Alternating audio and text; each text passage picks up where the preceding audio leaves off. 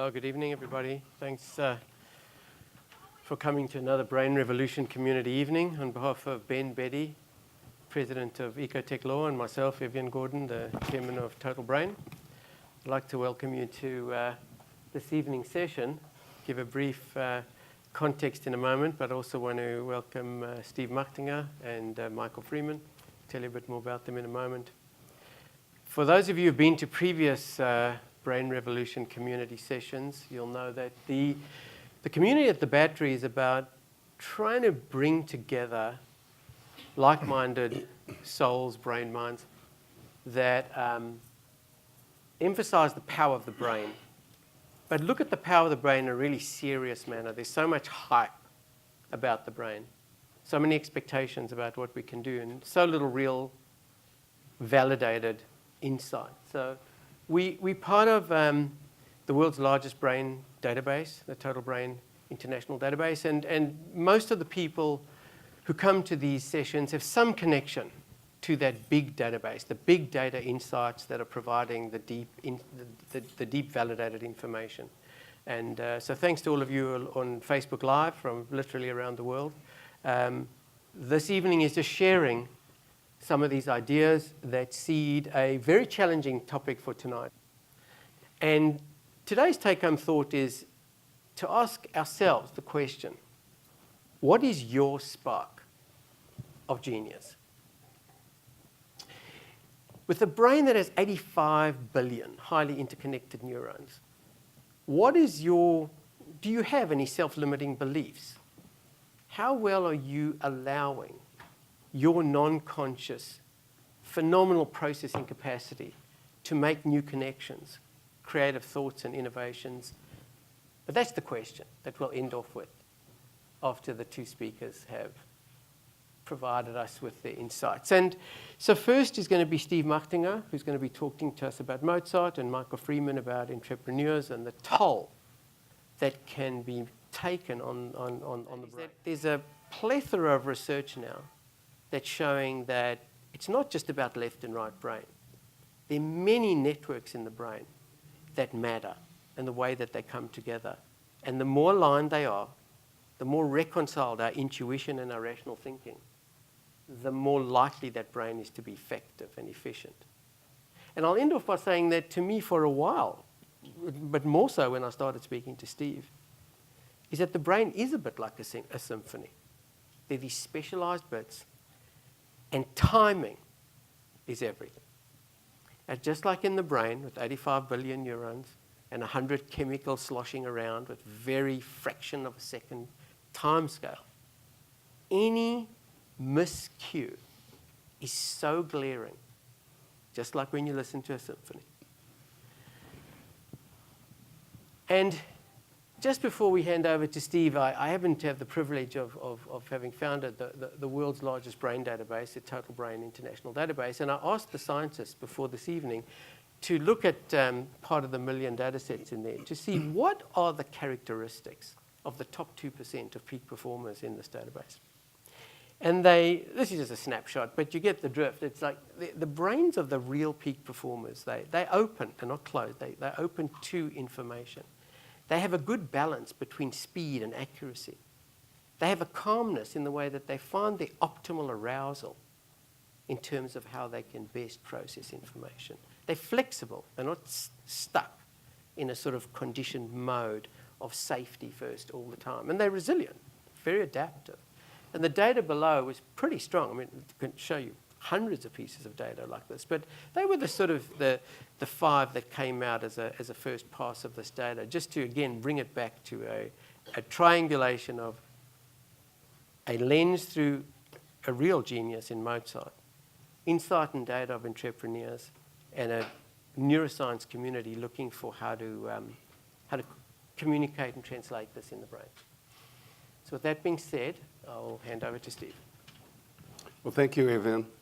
I do love talking about Mozart, and I'm just going to give a few background facts about his life, his genius for music, and his genius for entrepreneurship, which will inform Michael's discussion about his characteristics and some of the things that we might learn from his success as an entrepreneur.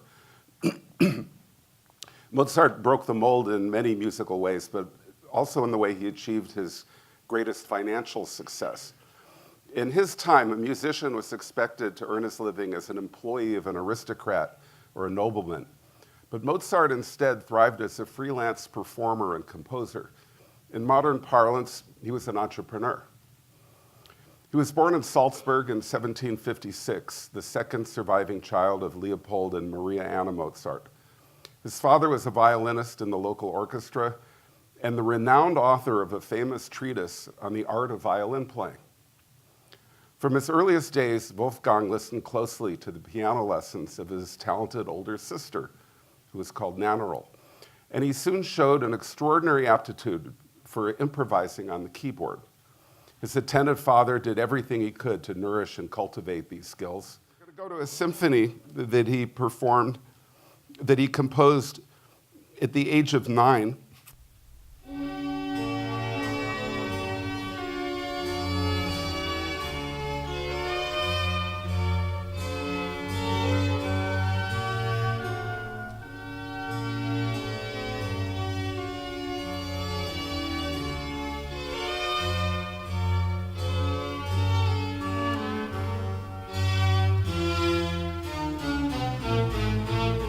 So I'd like to keep some perspective by playing for you the great work that he composed in 1788 when he was 32 years old.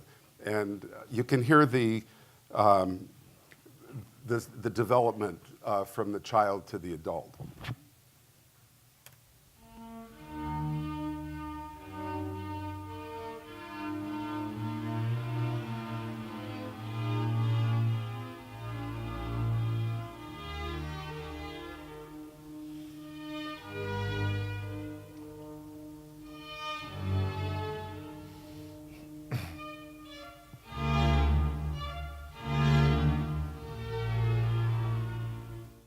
Hear the size and the emotion, the sophistication.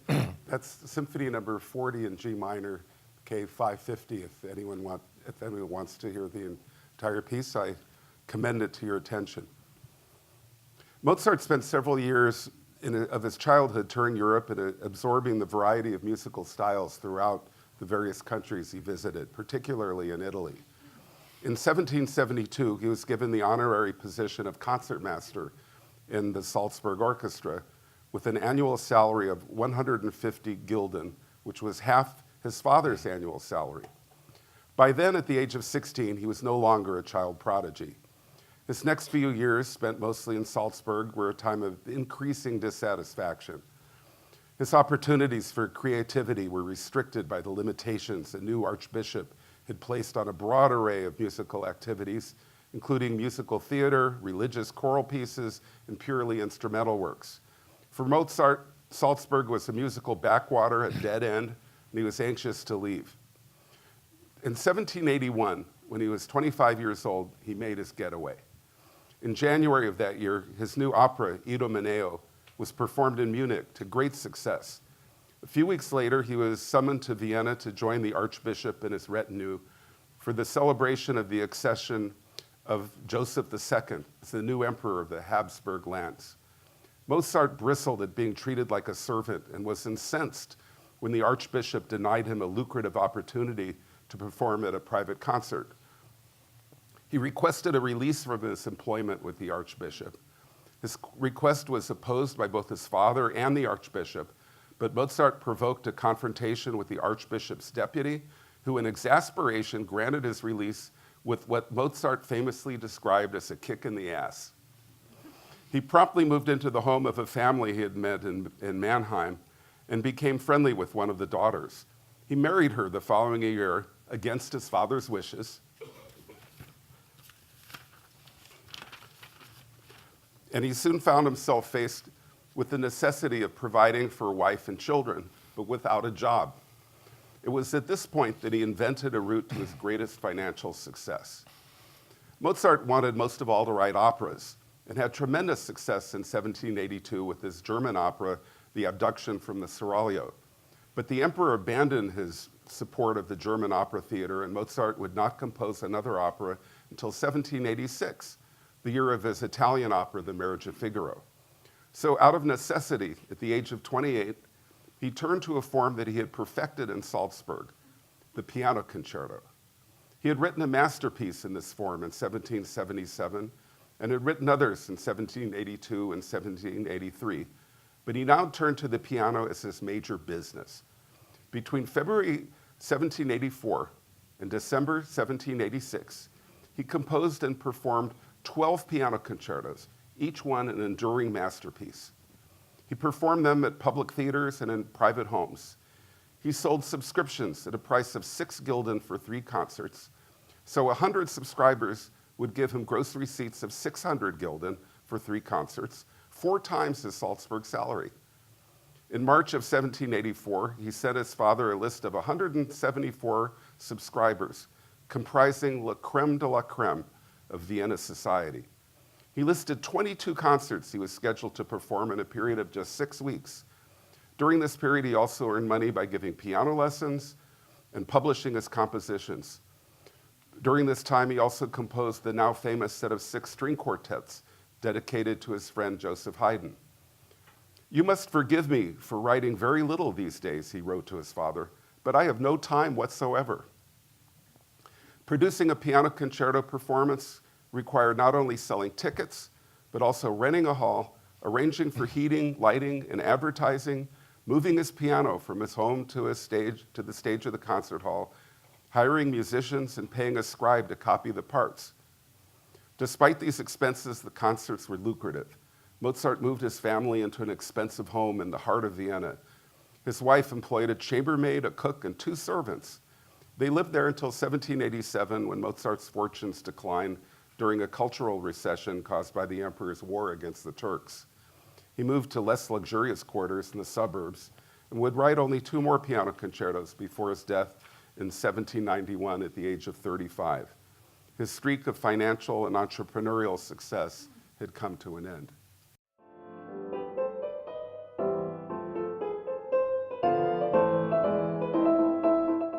So what I'm going to be talking about when I discuss Mozart as an entrepreneur, among other things, is his genius for engaging audiences in his creative work. And one of the ways that he did that was he was able to create shared emotions among groups of people.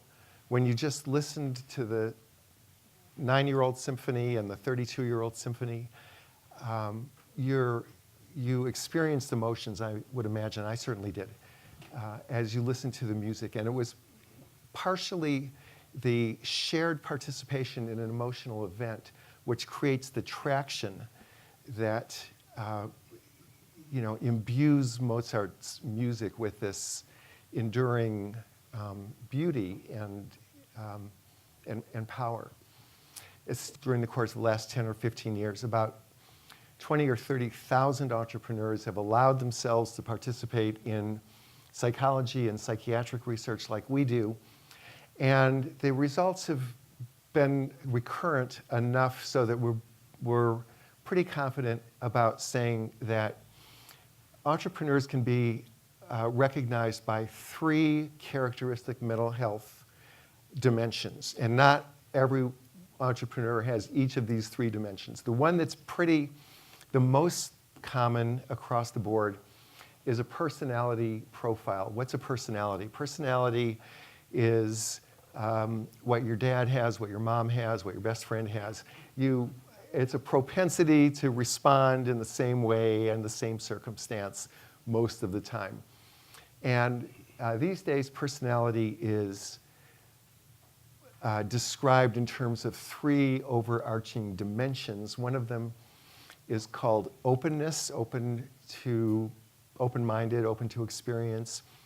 Entrepreneurs are very open-minded people. They're not dogmatic, they're not rigid, they're not inflexible. They are interested in new things, speak different languages, always scanning and learning. Conscientiousness is another one of those major personality domains. That means you finish what you start, you get things done, you you follow through. And entrepreneurs, by and large, are conscientious. If you weren't conscientious, you would never close your funding round, you would never ship the product, you would never file the patent filings. Extroversion, the E stands for extroversion. It means social, outgoing. You kind of get energized by people. You are exploring the world around you, and you're pretty social. The two negatives there, A stands for agreeableness. It's another major dimensions. You know, Mozart was not a very agreeable guy. He tried very hard to get himself fired from one of the best jobs in Europe. And when they refused to fire him, he actually picked a fight, and he was getting in fights with his father and being kind of a pain in the neck. And I'm not saying that all entrepreneurs are like that, but I think, you know, here in Silicon Valley, we certainly heard enough stories about people that can, you know, slip over the edge into anger management issues every once in a while. Neuroticism, and that basically it's shorthand for anxiety and depression.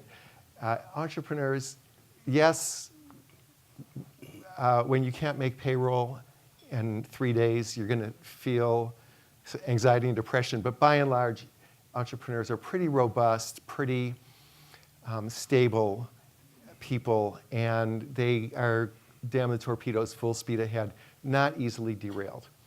So personality, the second one is bipolar spectrum, by which these days we mean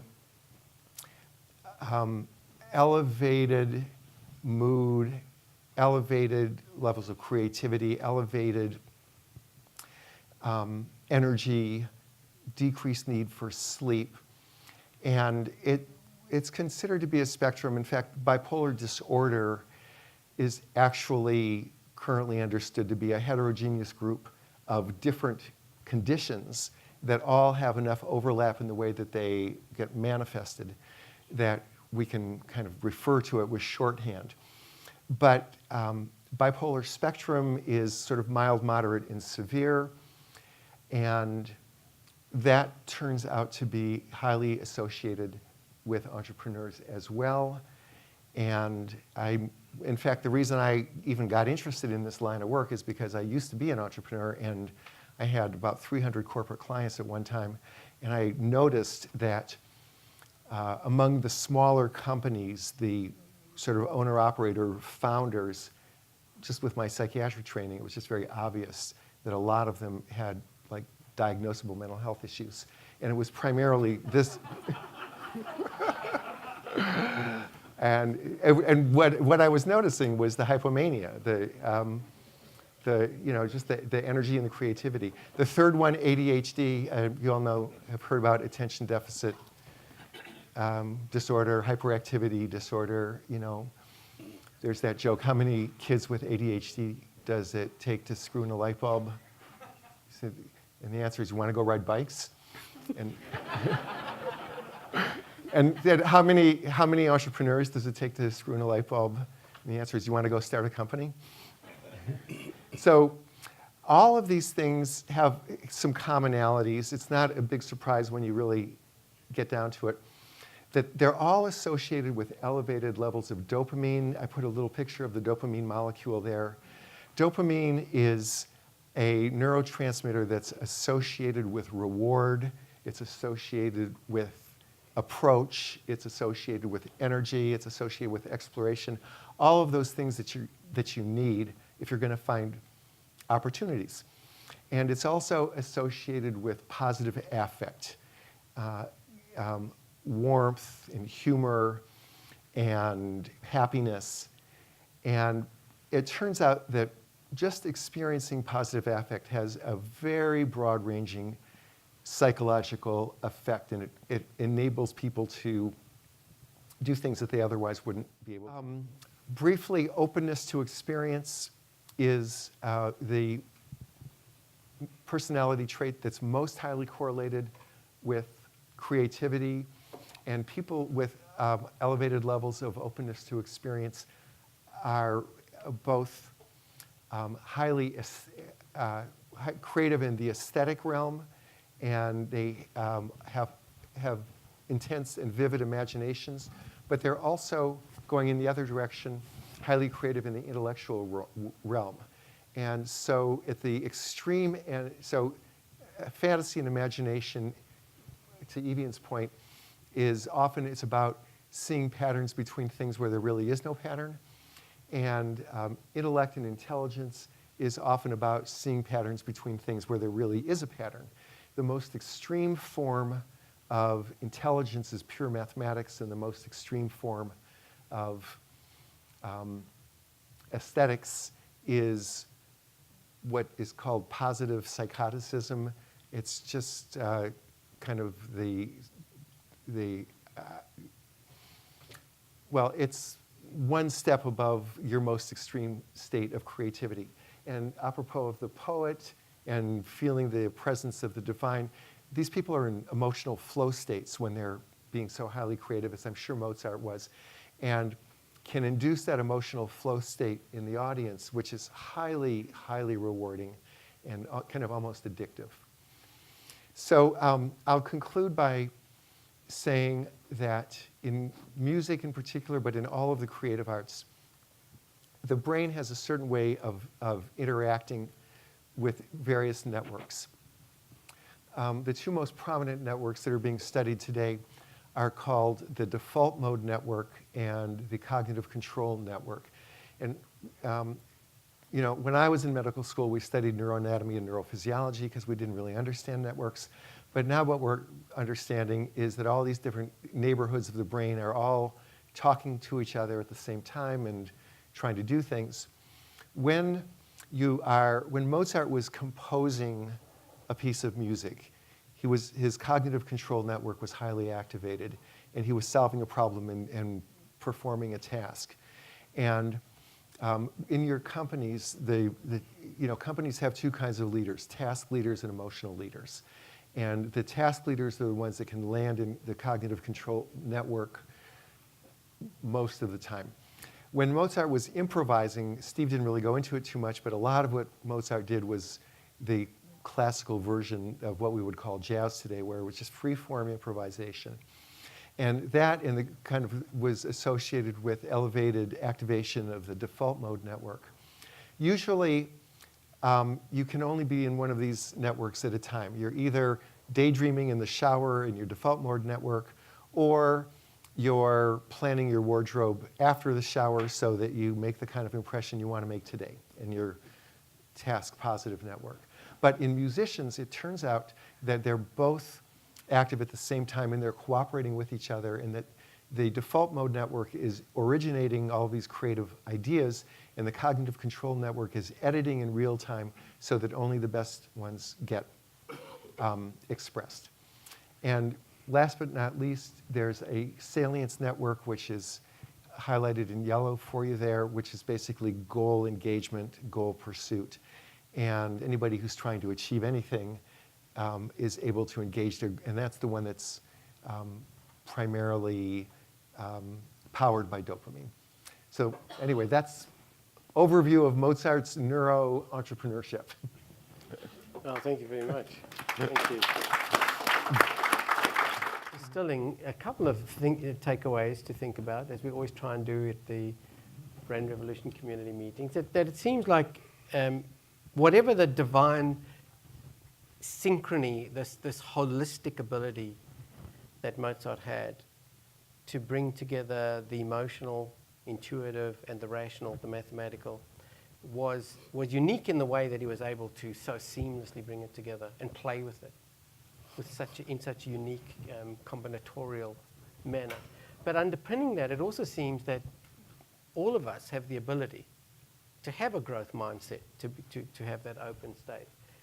We all able to find the level of arousal, that optimal arousal that we know is associated with peak performance and with flow states and zone. It's a matter of experimentation and finding what works for us.